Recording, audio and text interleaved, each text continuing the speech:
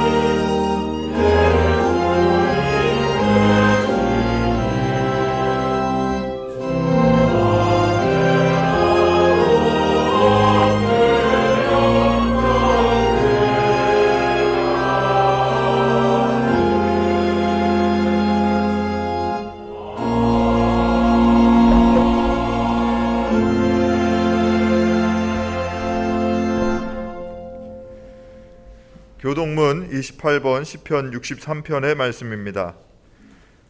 하나님이여, 주는 나의 하나님이시라.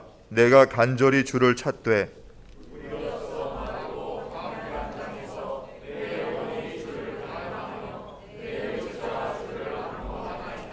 내가 주의 권능과 영광을 보기 위하여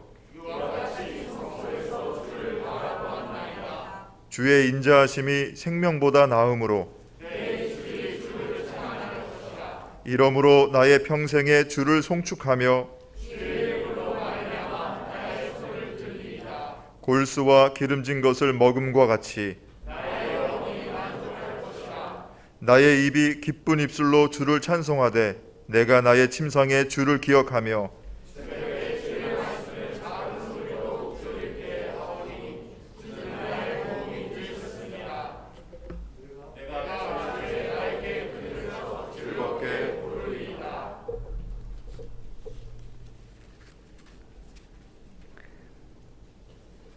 하나님은 동요하는 마음으로 나오는 사람들을 물리치지 않으십니다.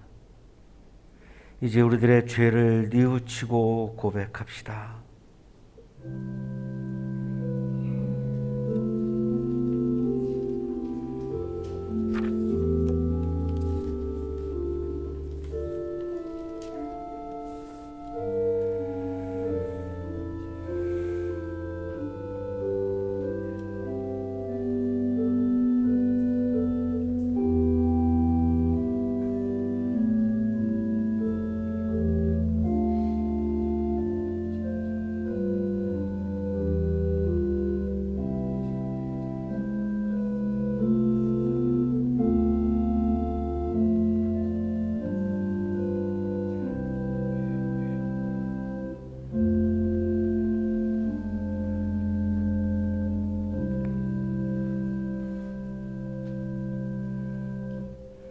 우리가 우리의 죄를 자백하면 하나님은 믿어오시고 의로우셔서 우리의 죄를 용서해 주시고 모든 불의에서 우리를 깨끗하게 해 주실 것입니다.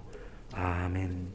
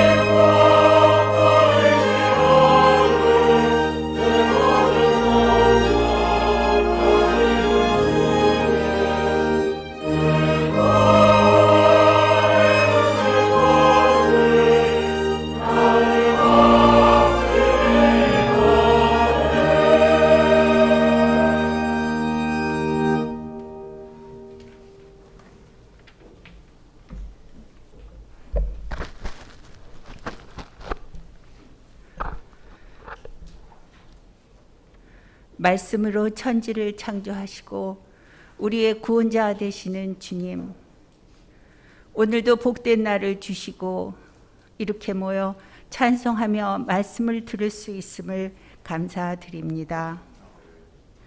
코로나가 빨리 종식되어서 온 교인이 함께 모여 그동안 그리웠던 얼굴 마주보며 한 마음으로 예배를 볼 수 있는 날이 어서 오기를 간구드립니다. 우리 인간의 탐욕과 교만으로 인해 잘 다스리며 살라 하신 생물체들과도 더불어 살지 못하고 자연을 훼손하며 살았음을 회개합니다. 요나서에서 니느웨 사람들이 죄를 자복하며 회개할 때 그들에게 자비를 베풀어 주신 것처럼 우리 인류에게도 자비를 베풀어 주시기를 간절히 기도드립니다. 이 추운 겨울에 경제적으로 어려움에 처한 이웃들이 많이 있습니다. 그들의 몸과 마음이 따뜻해질 수 있도록 어려운 이웃을 돌아보게 하소서. 각 가정이 또는 각자 개인이 직면하고 있는 문제들을 주님 앞에 내어놓습니다.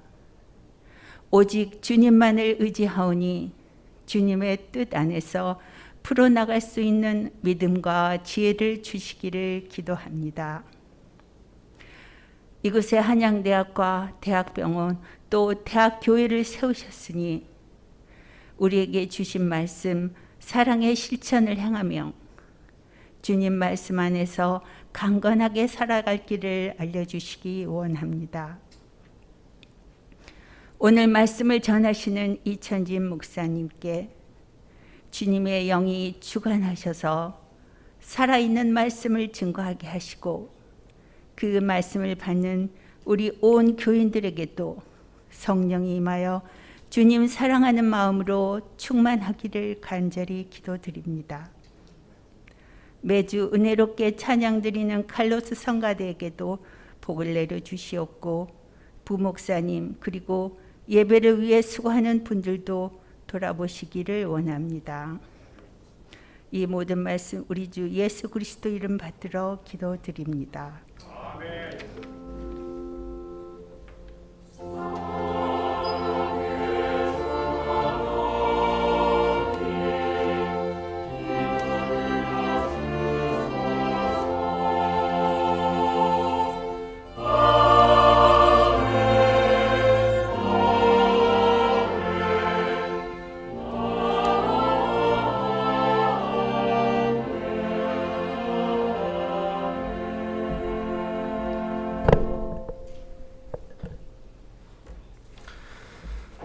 요나서 3장 1절에서 5절 그리고 10절 말씀입니다.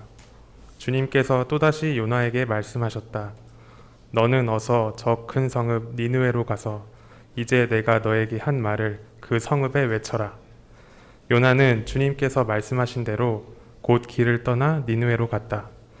니느웨는 둘러보는 데만 사흘길이나 되는 아주 큰 성읍이다.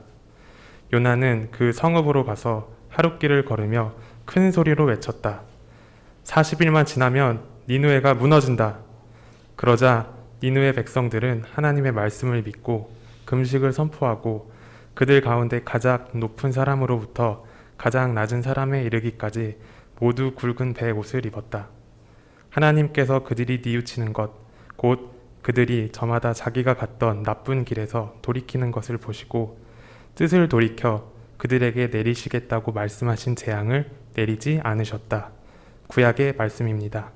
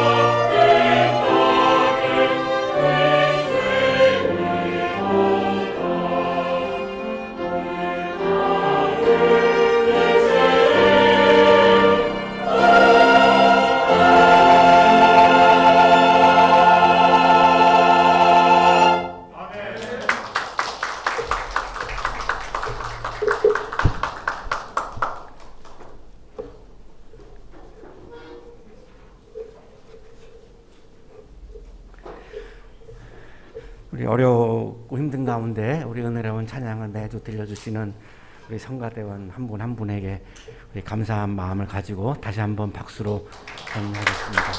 고맙습니다.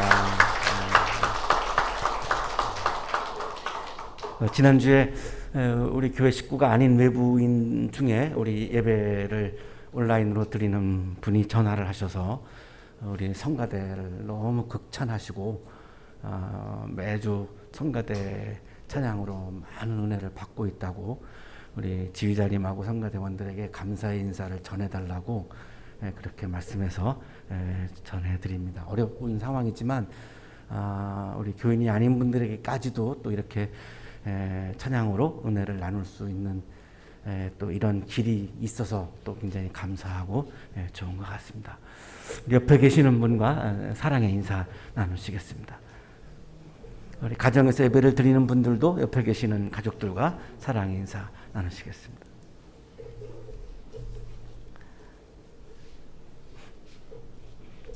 아놀드 토인비는 문명의 흥망성쇠를 분석한 역사 연구에서 유대 문명의 쇠퇴 원인을 선민사상이라고 그렇게 이야기합니다. 한때 유대 문명은 정말 찬란한 문명이었는데 왜 그렇게 쇠퇴의 길을 걸었을까? 아놀드 토인비는 그들의 선민사상이 가장 중요한 원인이었다고 그렇게 분석을 합니다. 문명이 쇠퇴할 때를 보면 늘 창조적인 일을 하지 않는 창조성을 상실한 구성원들을 지배만 즐기는 그런 지배적 소수자가 나타났을 때 그 문명은 반드시 쇠퇴의 길을 걸었다고 그렇게 분석을 합니다.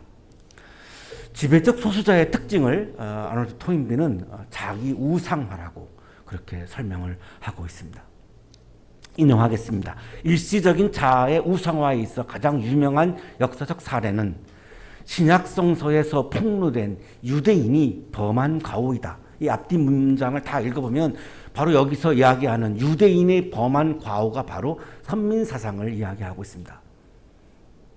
우리가 세계 최고라고 하는 우리만 하나님으로부터 선택받았다라고 하는 이런 우월감에 사로잡혀 있는 그리고 배타적인 감정을 가지는 이런 선민사상이 유대 문명을 꽃피운 것이 아니라 오히려 꽃피어났던 유대 문명을 몰락시켰다고 그렇게 역사학자로서 분석을 하고 있습니다. 유대인들은 선민의식이라고 하는 자기 우상화에 빠져서 시대마다 다가오는 여러 가지 역사적인 도전들 앞에서 창조적인 응전을 하지 못했기 때문에 쇠퇴의 길을 걸었다라고 그렇게 분석을 하고 있습니다. 역시 같은 역사학자입니다만 현재 아주 대활약을 하고 있는 역사학자죠. 유발 하라리도 역시 선민의식에 빠져서 유대민족이 최고라고 생각하는 것은 거짓이다라고 이야기를 합니다. 유대민족은 우리가 세계의 중심이고 우리가 선민이기 때문에 우리를 통해서 하나님은 세계 역사를 만들어 가시고 우리를 통해서만 구원의 사역을 감당해 가시고 그러니까 우리가 아니면 이 세계는 망한다라고까지 생각하는 것이 바로 이 선민사상인데 세계 최고라고 하는 것인데 이것은 거짓이다라고 그렇게 이야기를 합니다. 인용하겠습니다. 이 모든 주장은 거짓이다. 역사에 관한 의도적인 무지와 일부러 모르는 것으로 한다는 거죠. 자기가 유대민족이 세계 최고라는 거 아닌 거 다 알고 있는데 뭐 인쇄술을 유대민족이 발견한 것도 아니고 전기를 발견한 것도 아니고 유대민족이 세계 최고가 아닌 거 본인들이 다 이미 알고 있는데 의도적으로 무지, 의도적으로 모르는 것처럼 한다는 거죠. 뚜렷한 인종주의가 우리 유대 인종만이 정의롭다라고 하는 이런 인종주의가 합쳐진 결과물일 뿐이다. 개인적으로 나는 그런 터무니없는 자기중심주의에 너무나 익숙하다. 왜냐하면 본인도 유대인이니까요. 어릴 때부터 그 선민사상 배경에서 자랐기 때문에 이런 말을 하는 거죠. 우리 유대민족 또한 자신들이 이 세상에서 가장 중요한 존재라고 생각한다. 유대인들이 자랑하고 있는 유대인들의 모든 삶을 다 거의 정신을 지배하고 있는 이 선민사상은 진리가 아니고 거짓이다라고 하는 것이 유발 하라리의 이야기입니다. 유대인들은 자신들이 다른 민족들보다 하나님에게 더 가까운 이른바 선민이라고 믿는데 반해 기독교의 창시자인 사도 바울은 그의 유명한 갈라디아인들에게 보낸 편지에서 이렇게 명시했다. 유대교와 기독교가 갈라지는 점을 지금 유발 하라리가 이야기를 하고 있는 거죠. 유대교는 선민사상에 빠져 있는 것이고 기독교는 그렇지 않다는 겁니다. 기독교는 선민사상을 가지고는 기독교 신앙을 가질 수 없다는 거죠. 왜냐하면 사도 바울의 이야기를 이분이 인용합니다. 유대인도 비유대인도 없고 유대인과 비유대인을 갈라놓을 수 없다는 거죠. 하나님 안에서는, 신앙 안에서는. 노예도 자유인도 없으며 남자도 여자도 없다. 너희는 모두 그리스도 예수 안에서 하나이기 때문이다. 유대교는 우리가 유대인은 문명인이고 비유대인은 다 야만인이다라고 하는 게 선민사상입니다. 따라서 우리 한국인도 그들은 야만인으로 보는 겁니다. 이스라엘 여행 가셔서 유대인들에게 말을 걸어보면 굉장히 차갑게 반응합니다. 굉장히 무시하는 눈빛으로 굉장히 아주 불쾌할 정도로 무시당하는 느낌을 확 받습니다. 그거 왜 그러냐면 그분들 뼛속 깊이 유대인은 문명인이고 비유대인은 야만이다라고 하는 생각을 가지고 있기 때문인데 기독교로 창시한 사도 바울은 기독교 신앙은 그렇지 않다는 거죠. 유대인도 비유대인도 없다라고 하는 말은 유대인이나 비유대인이나 모두가 다 하나님의 백성이고 하나님의 자녀이고 하나님의 형상이고 소중한 존재임을 고백하는 것이 기독교 신앙이다라고 이야기를 하기 때문에 유발 하라리는 지금 이렇게 사도 바울의 이야기를 갈라디아서 3장 28절을 인용하면서 자기의 역사 이야기를 전개해 나가고 있습니다. 자, 오늘날에도 선민의식을 가지고 비그리스도인들을 우리 그리스도인들이 선민의식을 가지고 비그리스도인들을 바라보게 되면 나보다 못한 사람들이라고 혐오하고 또한 적대하는 이런 우를 범할 수 있는데 어떤 그리스도인들은 비그리스도인들을 혐오하고 적대하는 것이 굉장히 신앙이 좋은 것이다 라고까지 생각하시는 분들도 계십니다. 자, 과연 우리는 신앙인으로서 비신앙인들을 우리가 그리스도인으로서 비그리스도인들을 어떻게 바라봐야 하는가가 오늘 아침 우리들의 과제입니다. 과연 비그리스도인들을 혐오하고 적대하는 것이 좋은 신앙인가? 그들을 사랑하고 포용하는 것이 과연 좋은 신앙인가라고 하는 질문입니다. 오늘의 성서일과인 요나서 3장 1절부터 5절 그리고 10절의 말씀은 하나님은 유대인들만 사랑하시는 것이 아니라 세계 모든 사람들을 사랑하시고 회개하는 모든 사람들을 구원하신다라고 하는 말씀입니다. 하나님은 이 사람이 어느 나라 사람인가 어느 출신인가를 보지 않는다는 거죠. 하나도 중요하지 않다는 거죠. 이 사람이 교회를 다니느냐 안 다니느냐도 중요하지 않다는 겁니다. 하나님이 보시는 중요함은 회개하느냐 회개하지 않느냐 이거를 가장 중요하게 본다는 겁니다. 따라서 교회를 다니는 분이라 할지라도 회개를 하지 않는다면 그 부분은 하나님의 마음을 기쁘게 해드리지 못하는 거고 뭐 아프리카 사람이라 할지라도 만약에 회개하는 분이라면 하나님은 그분을 너무나 기뻐하시고 어느 나라 사람인가 교회를 다니느냐 안 다니느냐가 중요한 것이 아니라 회개를 하느냐 안 하느냐를 가장 중요하게 보신다라고 하는 말씀이 오늘 요나서 3장의 말씀입니다. 하나님은 회개하는 사람이라면 그 사람이 어떤 사람이든 간에 재앙을 내리지 않겠다고 오늘 성서일과 본문에서 말씀을 하십니다.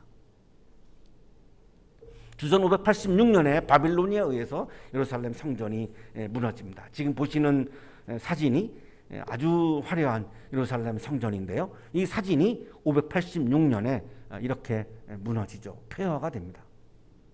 그리고 유대인들은 바빌로니아로 끌려가서 노예로 살게 되고 주전 537년에 새롭게 부상한 페르시아에 의해서 바빌로니아가 패망합니다. 따라서 바빌로니아의 노예였던 히브리인들은 페르시아 왕의 호의에 의해서 다시 고향으로 예루살렘으로 돌아옵니다. 이때를 성서 학자들은 포로기 이후의 시대라고 그렇게 부릅니다. 바벨론 포로기 이후의 시대라고 부르는 거죠. 포로기 이후의 시대에 1기, 2기가 나눠지는데 1기 때에 가장 유대인들의 마음을 채우고 있던 것은 성전 재건입니다. 성전에 하나님이 계시다고 이들은 믿었기 때문에 성전을 빨리 재건해야 우리가 다시 하나님과 함께 살아갈 수 있다라고 생각을 하기 때문에 빨리 성전을 지어야 되는 거죠. 그래서 주전 515년에 제2성전을 완공을 합니다. 그래서 가슴이 부풀었죠. 야, 드디어 이제는 우리가 하나님과 함께 살아갈 수 있게 되었구나. 그런데 예루살렘 성전이 재건이 되었지만 유대인들은 여전히 페르시아의 노예입니다. 아무리 둘러보아도 페르시아의 노예로부터 벗어나는 것은 불가능해 보입니다. 그래서 이들이 이때 기다리던 하나님의 나라는 도래하지 않고 페르시아의 나라가 계속되는 상황에서 신앙적으로 굉장히 좌절을 합니다. 하나님의 의미를, 성전의 의미를, 율법의 의미를 피부로 느끼지 못하는 거예요. 너무나 신앙적으로 막 좌절하는 겁니다. 아마 요즘 우리 코로나 상황에서도 신앙적으로 좌절하는 분들이 많이 있을 것 같습니다. 유대인들은 하나님께서 유대인들만 사랑하시고 이방인들을 사랑하지 않는다라고 하는 이 유대 민족주의, 선민 사상에 대해서 이때 히브리인들은 깊이 성찰하게 됩니다. 왜냐하면 바빌로니아의 종인 느부갓네살을 하나님이 당신의 종이라고 말씀하셨습니다. 그 말씀을 딱 듣는 순간, 아, 하나님은 바빌로니아 사람들도 사랑하시는구나. 바빌로니아가 지금 엄청나게 큰 나라가 된 거를 보고 우리는 망한 거를 보니까 하나님은 바빌로니아도 사랑하시네, 페르시아도 사랑하시네, 유대인들만 사랑한다라고 믿었던 이들의 믿음에 변화가 생기는 거죠. 하나님은 이방인들도 사랑하시네. 처음으로 유대인들 역사에서 처음으로 이때 눈을 뜨는 거죠. 아, 하나님은 다른 나라 사람들도 사랑하시네. 하나님을 예배하지 않는 사람들이어서 우리는 사랑하지 않는 줄 알았는데, 아, 이방인 하나님을 예배하지 않는 저들도 하나님은 사랑하시네. 굉장히 충격이었죠. 어떻게 보면은 문화 충격과 같은 굉장한 충격이었지만 이거를 성찰하는 가운데 깨달을 수밖에 없는 거죠. 역사적인 상황으로 볼 때. 하나님은 유대인들만이 아니라 이방인들도 사랑한다라고 하는 것을 깨닫고 하나님은 모든 백성을 하나님의 백성으로 삼으신다라고 하는 이 새로운 차원을 깨닫습니다. 진정한 선민사상은 우월감과 특권과 배타성을 지닌 것이 아니라 하나님의 세계를 위해서 종이 되어서 세계를 위해서 기여하고 섬기는 것이 진정한 선민사상이구나라고 하는 것을 성찰을 통해서 깨닫기 시작한 겁니다. 이것을 민족적 세계주의라고 부를 수 있을 것 같습니다. 하나님이 우리 민족에게 주신 선물들을 가지고 세계를 위해서 기여하는 것, 민족적 세계주의라고 그렇게 이름 부를 수 있을 것 같습니다. 유대인들은 유대 민족주의를 넘어서서 세계주의에 눈을 떴습니다. 이때를 성서학자들은 포로기 이후 시대 제2기라고 부릅니다. 구약 주석가인 왕데일님은 유대인들이 이스라엘만의 하나님을 믿다가 온 세계를 다스리시는 하나님을 믿으면서 신앙적인 시야가 확 넓어지기 시작했다라고 설명을 해줍니다. 이방 민족의 왕을, 이를테면 느부갓네살과 고레스를, 느부갓네살은 바빌로니아 왕이고 고레스는 페르시아의 왕입니다. 이스라엘 원수가 아닌 하나님의 심부름꾼으로 받아들이는 예언자적 해석학에서 여호와 하나님은 온 세계의 질서를 다스리시는 주님으로 이해하게 된 것이다. 만일 하나님께서 유대 민족만 다스리는 상황이라면 세계에 어떤 문제가 터졌을 때에, 코로나도 마찬가지입니다만 하나님은 해결할 수 없습니다. 유대 민족 외에 다른 나라에 개입하시는 하나님이 세계적인 문제에 어떻게 개입을 해서 해결을 하시겠습니까? 큰일 날 일이죠. 그래서 유대인들이 포로기 이후 시대 제2기에 와서 진정한 하나님이 누구신가를 깨닫기 시작하는 거죠. 요나는 유대 민족주의에 갇혀 있다가 세계주의에 눈을 뜬 예언자입니다. 유대 민족주의는 신앙이 아니고 이념입니다. 그렇다면 유대인들은 신앙보다는 이념에 앞서 있었다고 보아야 합니다. 배타적 민족주의를 지향하는 사람들에게 포용적 세계주의를 지향하는 신앙을 선포한 예언자입니다. 민족주의는 이념이고 세계주의가 바로 하나님을 하나님 되게 하는 진정한 신앙이다라고 하는 것을 선포한 그런 예언자입니다. 요나서는 4장으로 되어 있어서 간략하게 요약을 하려고 합니다. 하나님께서 요나에게 적국인 아시리아의 수도인 니느웨로 가서 말씀을 전하라고 말씀합니다. 아시리아는 당시에 세계적인 큰 제국이고 이스라엘을 굉장히 괴롭히고 북왕국을 멸망시킨 나라가 바로 아시리아입니다. 세계적인 강국이죠. 이스라엘에게는 완전히 원수의 나라입니다. 그 원수의 나라인 아시리아의 수도가 니느웨입니다. 거기에 가서 말씀을 전하라? 요나는 받아들일 수 없는 거죠. 왜냐하면 요나의 마음속에는 아시리아와 니느웨가 망하기를 바라고 있습니다. 원수의 나라니까요. 이 니느웨는 오늘날의 이라크 북부에 있는 이라크의 제2의 도시죠. 1의 도시가 바그다드고 2의 도시가 모술인데 그 모술 맞은편에 있는 니네베입니다. 지도에 보시면은 아래에 바그다드가 있고요. 그리고 북쪽에 모술, 니느웨가 자리 잡고 있죠. 이라크의 2의 도시라고 보시면 됩니다. 이방인들에게 말씀을 전하는 것은 이방인들을 혐오하고 적대했던 유대 민족주의자들의 입장에서 볼 때에는 받아들일 수 없죠. 따라서 하나님의 이 말씀은 유대 민족주의를 넘어서는 하나님의 세계주의라고 볼 수 있습니다. 그래서 요나는 욥바로 갑니다. 욥바는 현재 이스라엘의 텔아비브에 속해 있는 세계에서 가장 오래된 항구 중에 하나인 아주 아름다운 항구입니다. 욥바라고 하는 말의 뜻이 아름답다라고 하는 뜻을 가지고 있을 정도로 매우 아름다운 항구 도시인데 욥바로 가서 니느웨로 가지 않고 반대 방향인 다시스, 오늘날의 스페인입니다. 스페인으로 갑니다. 거절한 거죠. 그 니느웨는 망해야 되는데 내가 왜 니느웨 가서 하나님의 말씀을 전해서 그들을 내가 구원합니까? 난 동의할 수 없습니다. 왜냐하면 그 사람들은 이방인이니까 망해야지 그게 정의지. 그들이 구원받는 거는 정의가 아니죠. 어떻게 그들이 구원을 받습니까? 말이 안 되죠. 이렇게 지금 생각을 하는 거죠. 지도에서 보시면은 가드 헤벨이 나오죠. 이 가드 헤벨이 이 요나의 고향입니다. 이 가드 헤벨을 떠나서 욥바로 왔다라고 하는 말씀이죠. 욥바에서 다시스로 가야 되는데 니느웨로 동쪽으로 가야 되는데 요나는 서쪽인 그것도 아주 먼 스페인으로 향해서 지금 배를 타고 가는 거죠. 여기에는 자기 나름대로 유대 민족주의라고 하는 선민사상이라고 하는 자기의 철학이 굉장히 담겨 있는 행보인 거죠. 아시리아 사람들이 구원받는 게 싫은 거죠. 왜냐하면 그들을 혐오하고 적대했고 그들이 멸망하기를 원했으니까. 그래서 보면 요나는 유대 민족주의적인 신앙인으로 보이죠.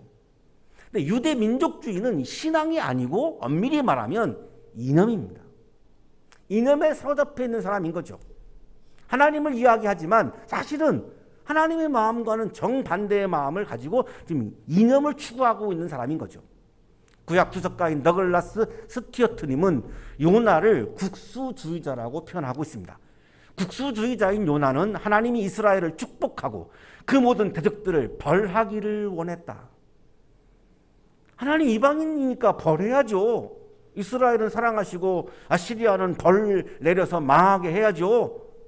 이게 국수주의자 요나의 마음이었다는 거죠. 그래서 스페인으로 가는데 풍랑을 만나서 배가 부서지죠. 뱃사람들이 요나를 바다에다가 던져요. 그래서 우리가 잘 알고 있는 어릴 때 들었던 이야기죠. 큰 물고기 뱃속에 들어가게 되고 거기서 사흘을 지내게 되는데 그 속에서 감사 기도를 드려요. 이건 굉장히 잘한 거죠. 위기가 왔을 때, 절망이 왔을 때, 굉장히 우리가 어려움에 처할 때 우리가 가장 중요한 거는 감사 기도입니다. 그 감사 기도가 하나님의 개입을 만들기 시작하기 때문입니다. 원망하는 게 아니라 내가 힘들 때 오히려 감사 기도를 하는 겁니다.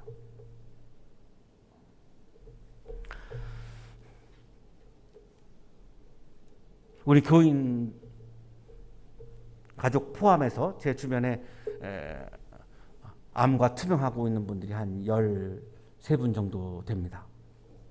매일 아침마다 치유 문자를 매일 아침 1년이 넘도록 보내드리고 있는데, 그분들에게 제가 요청한 것이 매일 감사 일기를 쓰라고 부탁드렸습니다. 왜냐하면 감사가 기적을 만들어내고 감사가 하나님의 개입을 시작하기 때문에요. 요나가 바로 여기서 감사 기도를 드립니다. 그러나 나는 감사의 노래를 부르며 주님께 희생 제물을 바치겠습니다. 선한 것은 무엇이든지 지키겠습니다. 구원은 오직 주님에게서만 옵니다. 그때 물고기가 요나를 뱉죠. 그래서 물고기 속에서 나오게 됐죠. 감사 기도가 만들어낸 열매이죠. 자, 그러고서 이제 오늘 바로 3장 성서일과 본문 시작됩니다. 또다시 요나에게 말씀합니다.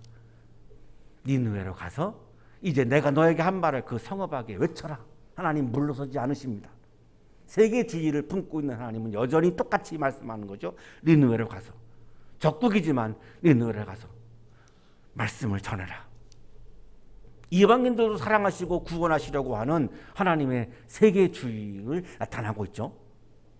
자, 요나는 이번에는 물고기 속에 한번 들어가 보는 경험을 했기 때문에 감히 거역은 못합니다.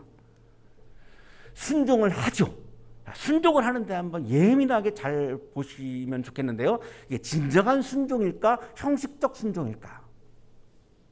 길을 떠나서 니느웨로 가기는 갑니다.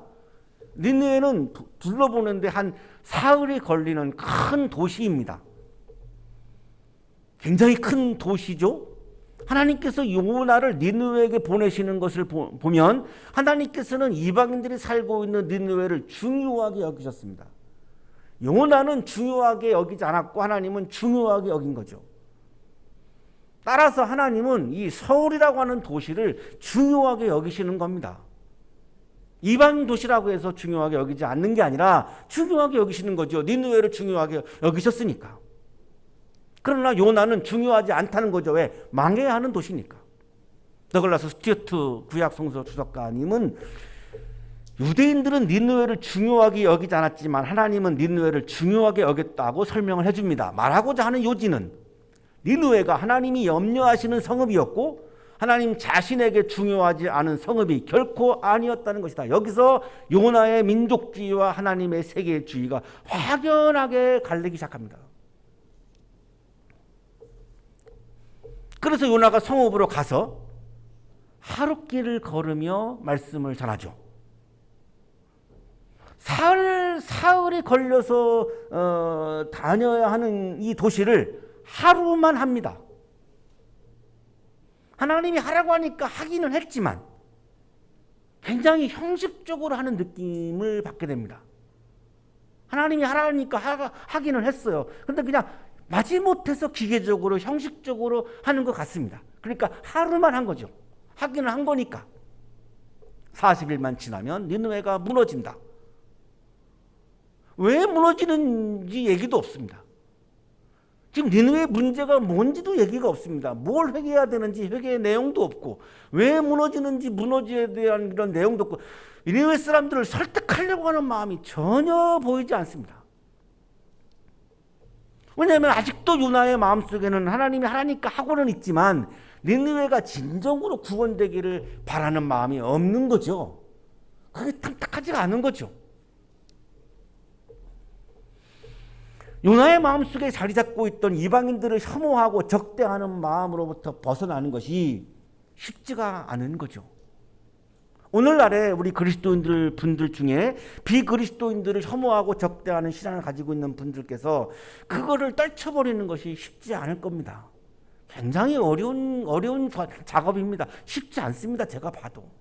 요나도 쉽지 않았습니다. 이러한 마음이 신앙에 미치면 비그리스도인들을 혐오하고 적대하는 것이야말로 좋은 신앙이라고 믿고 살게 되는 거죠. 그래서 평생을 그거를 신도처럼 여기고 살아왔는데 이걸 하루아침에 이걸 버린다? 이게 정말 어려운 일입니다. 요나서 4장 1절에 보면 니느웨가 얼마나 이 작업이 어려웠다는 걸 알 수 있습니다. 니느웨가 회개하고 심판을 면했을 때에 요나가 4장 1절에서 화를 냅니다. 요나서 4장 1절입니다. 요나는 이 일이 매우 못마땅하여 화가 났다. 니느웨가 구원받는 장면을 보면서 화를 냅니다. 이 정도로 이게 비그리스도인들을 혐오하고 적대하는 것을 좋은 신앙이라고 여겼던 분들은 이거 벗어나는 게 그래서 이게 쉽지 않을 것을 우리가 알 수 있습니다. 구약 주석가인 김근주님은 요나서가 오늘날 교회의 편협함에 대해서 선포한다고 설명을 합니다.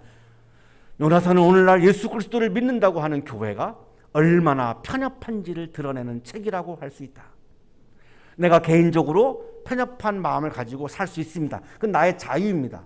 자, 그러나 신앙은 편협할 수 없습니다. 왜냐하면 내가 개인적으로 그냥 편협한 마음을 가지고 살아가는 것은 내가 자연으로서 얼마든지 가능한데 그거를 하나님과 결부시켜버리면 편협한 하나님을 만들어 버리기 때문에 문제가 되는 거죠. 신앙 거론하지 않고 하나님 거론하지 않고 내가 그냥 개인적으로 편협한 마음을 가지고 살아가는 것은 얼마든지 존중할 수 있습니다. 거기에 하나님을 갖다 붙이거나 신앙을 갖다 붙이게 되면 편협한 하나님을 만들어 버리기 때문에 그거는 동의할 수가 없는 거죠. 그러자 니느웨 백성들은 하나님의 말씀을 믿고, 자, 이방인들이었는데 하나님의 말씀을 믿습니다. 아주 형식적으로 기계적으로 영혼이 없는 말투로 요나가 전해긴 했지만 그냥 자세한 내용도 없어요. 그냥 40일이 지나면 무너진다. 이 한마디를 딱 듣고 이걸 하나님의 말씀으로 받아들인 거죠. 요나가 국수주의를 버리는 것이 너무나 어려웠던 것에 비해서 니느웨 사람들의 변화는 놀랍죠. 바로 하나님의 말씀을 그냥 수용하고 있습니다. 그래서 금식을 선포합니다. 먹는 거를 끊는 거죠. 이 금식의 상징은 모든 생명은 하나님께 속해 있음을 내가 고백하는 장면입니다. 그리고 모든 생명은 하나님이 주관하신다라고 하는 이런 상징이죠. 그리고 가장 높은 사람으로부터 왕을 말합니다. 아시리아 왕은 그 당시 세계를 지배하던 왕입니다. 가장 낮은 사람에 이르기까지 모두 굵은 베옷을 입었다. 아름답지 않죠. 베옷은 아름다움은 하나님으로부터 온다라고 하는 고백이죠. 생명과 아름다움은 다 하나님으로부터 오는 것이고 하나님이 주관하고 계심을 고백하는 장면이 금식과 베옷 입기입니다. 모든 사람들이, 니느웨의 모든 사람들이 같이 회개하고 돌이킵니다. 내가 가던 길을 돌이킵니다. 하나님이 말씀하시는 방향으로 돌이킵니다. 이 돌이킴이 바로 회개죠. 그리고 하나님의 도우심을 구하죠. 요나는 이방인들을 혐오하고 적대하는 것에 집중하는 신앙의 길을 걸어갔습니다. 요나는 이방인들을 혐오하고 적대하는 것이 좋은 신앙이라고 생각했기 때문에 다른 사람들을 혐오하고 적대하는 것에 집중하는 신앙의 길을 걸어간 겁니다. 자, 니느웨 사람들은 하나님을 바라보며 자신을 회개하는 것에 집중하는 신앙의 길을 걸어간 것입니다. 여기에서 기독교 신앙인들이 걸어가야 할 길이 나오고 있습니다. 내가 기독교인으로 산다라고 하는 것은 다른 사람들을 바라보면서 다른 사람들의 무엇을 내가 혐오할까, 적대할까, 내가 무엇을 가지고 저 사람을 내가 좀 이렇게 막 함부로 내가 할까?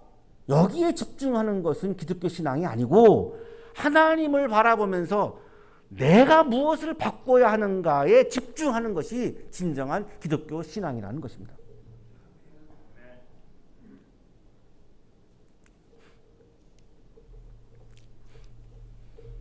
하나님께서 그들이 뉘우치는 것, 곧 그들이 저마다 자기가 가던 나쁜 길에서 돌이키는 것을 보시고 회개하는 것을 보시고 뜻을 돌이켜 니느웨 사람들이 돌이키니까 하나님도 돌이킵니다. 그들을 멸망시키려고 했던 하나님의 뜻을 하나님도 돌이킵니다. 내가 돌이켜야 하나님도 나를 향해서 돌이킨다는 겁니다. 그러니 중요한 것은 나의 내면을 내가 보는 거죠. 내 내면을 성찰하는 거죠. 나의 삶을 돌아보는 거죠. 이것만 해도 시간이 없는데 내가 다른 사람들을 혐오하고 적다는 것에 내 에너지를 쏟을 시간과 여유가 없습니다. 하루하루 살면서 내 자신을 돌아보고 하나님의 말씀에 비추어보고 내가 무엇을 돌이켜야 하지에 집중해도 하루의 시간이 부족합니다. 왜 이거 중요하냐면 내가 돌이켜야 하나님도 나를 향해서 돌이킨다고 말씀하죠. 돌이켜서 재앙을 내리려고 하셨다가 재앙을 내리지 않으신다는 것입니다.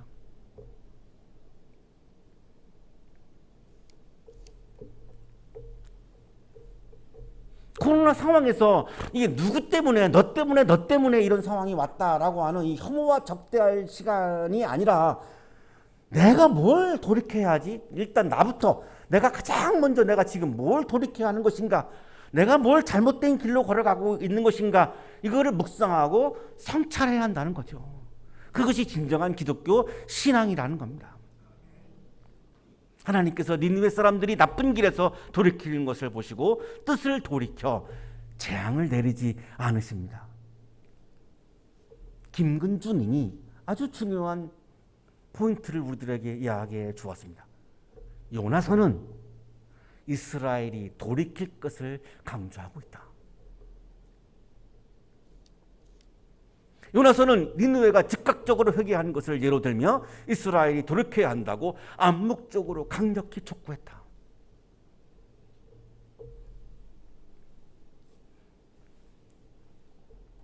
(2018년에) 성서일과가 똑같아서 이 본문으로 우리 교회에서 설교를 했습니다. 지난주 말씀을 준비하면서 2018년 설교문을 다시 꺼내들어서 읽어보았습니다.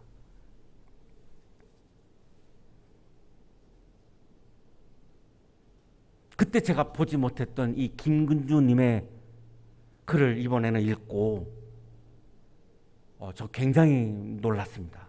2018년에는 이 말씀을 드리지 못했습니다. 제가 이 김근주님의 글을 접하지 못했기 때문에. 우리는 그동안 계속 요나서 그러면은 선교, 해외 선교라고 하는 주제로 우리는 다 알고 있고 저도 그렇게 설교를 해왔고. 근데 김근주님이 이야기하고 있는 포인트는 이스라엘이 회개하라고 주신 말씀이다라고 하는 이 점이 저에게 굉장히 감동으로 다가왔습니다. 니느웨 사람들은 돌이켰는데 오히려 이스라엘 사람들은 돌이키지 아니하고 선민사상에 빠져서 아직도 교만한 모습으로 회개하지 않고 있으니 니느웨 사람들이 돌이키는 장면을 통해서 하나님은 이스라엘 사람들에게 유대인들에게 너희들 돌이키지 않을래? 그러면 재앙을 면하지 못해. 이 말씀이라고 하는 이 이야기가 저에게 굉장히 감동으로 다가왔습니다. 미국의 주석가인 스튜어트님은 하나님은 회개하지 않는 이스라엘 사람들보다 회개하는 아시리아 사람들을 더 사랑하신다고 이야기합니다. 인용합니다. 요나의 마지못해 수행한 사명은, 이분도 이렇게 얘기하죠. 마지못해서 형식적으로 말씀을 전했기 때문에 마지못해 수행한 사명은 그 자신의 모든 기대와는 반대로 성공이었다. 형식적으로 했는데 굉장한 열매가 있었죠. 모든 니느웨 사람 모두가 회개했으니까요. 하나님은 정말로 이스라엘보다 더욱더 사랑하셨다. 요나가 두려워할 정도로 하나님은 아수르 사람들을 사랑하셨다. 이방인들을 혐오하고 적대하는 독선적인 신앙을 추구하는 이스라엘 사람들이 돌이켜서 이방인들을 사랑하고 환대하는 신앙을 추구할 때에 하나님은 이스라엘에게 재앙을 내리지 않으신다고 말씀하고 있습니다.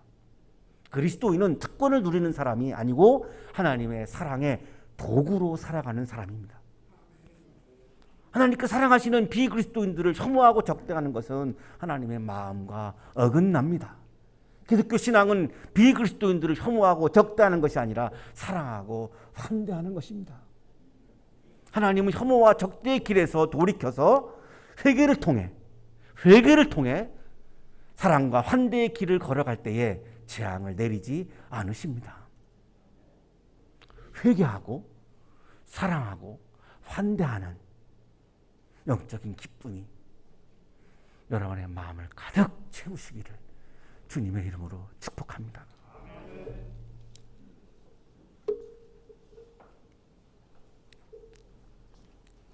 거룩하신 주님, 우리의 마음속에 있는 이웃을 혐오하고 적대하는 마음을 씻어내 주시고 하나님의 마음을 닮아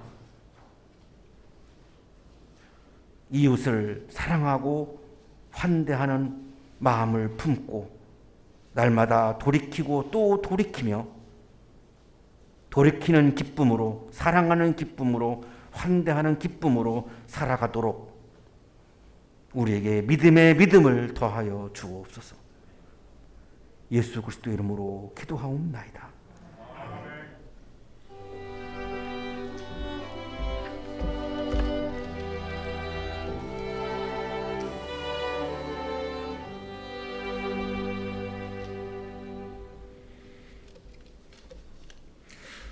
오늘은 주연절 후 셋째 주일입니다. 오늘도 시간과 장소를 구별하여서 예배당에서 그리고 또 가정에서 온라인으로 예배드리시는 우리 한양대학교의 모든 믿음의 가족분들에게 주님의 은혜와 평강이 함께 하시기를 바랍니다. 자, 우리 양옆에 계신 분들 또 앞뒤에 계신 분들과 이렇게 인사할까요? 회사환, 회개하고 사랑하고 환대합시다. 이렇게 한번 인사하겠습니다. 자, 회개하고 사랑하고 환대합시다. 네. 네. 예배당에 입장하실 때 마스크 착용, 손 소독과 발열 체크, 출입 명부 작성을 철저히 해주셔서 우리가 건강하고 안전한 신앙생활 할 수 있기를 바랍니다. 다음 주일은 주연절 후 넷째 주일입니다. 해당 성서 일과는 고린도전서 8장 1절부터 13절까지의 본문으로 음식이 내 형제를 넘어뜨린다면 이라는 제목으로 담임 목사님께서 말씀 전해주시겠습니다. 주중에 말씀을 묵상해 주시기 바랍니다. 우리 교회는 매일 오전 9시 몸이 편찮으신 분들 위해서 마음을 모아 기도드리고 있습니다.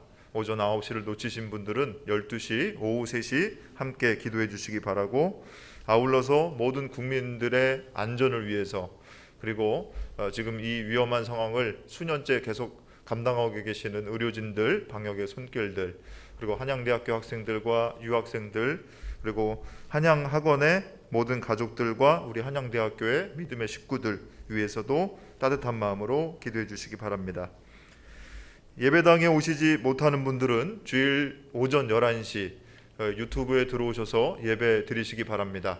매주 주일 오전 10시 30분에 예배 드리실 수 있도록 안내 문자를 전송해 드립니다. 예배 후 12시 30분부터 청년교회 모임을 진행합니다. 우리 청년교회 다음 세대 위해서도 기도해 주시기 바랍니다. 코로나 확산 방지를 위하여 모든 헌금은 계좌이체로 봉헌합니다. 1월 예배 안내, 교회력과 성설과 본문 그리고 설교 제목은 주보를 참조해 주시기 바랍니다. 설 명절 가정 예배 순서지를 다음과 같은 세 가지 방법으로 받아보실 수 있도록 준비했습니다. 첫 번째는 예배당 들어오실 때 그 입구에 비치를 해두었으니 필요한 수량만큼 가져가시기 바랍니다.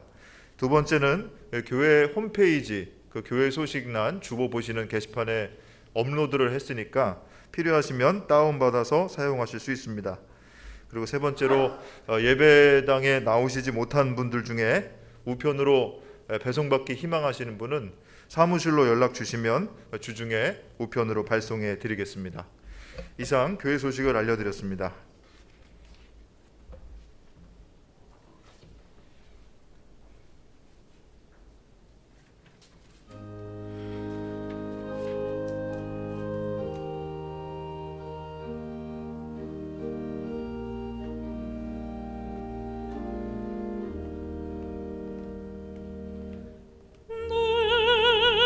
주여 뜻대로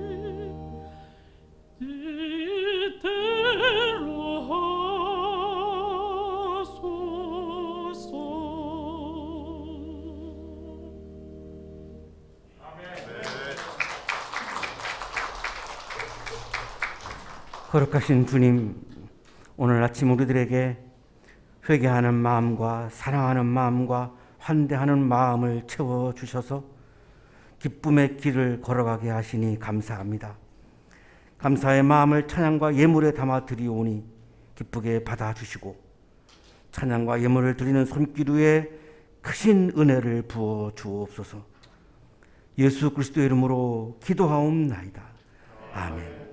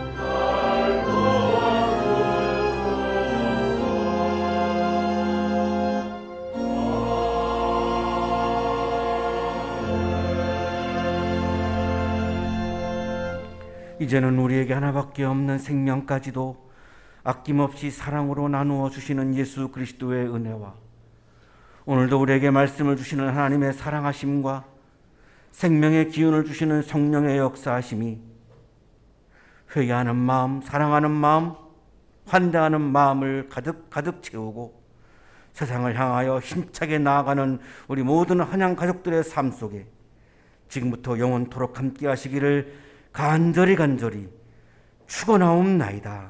아멘.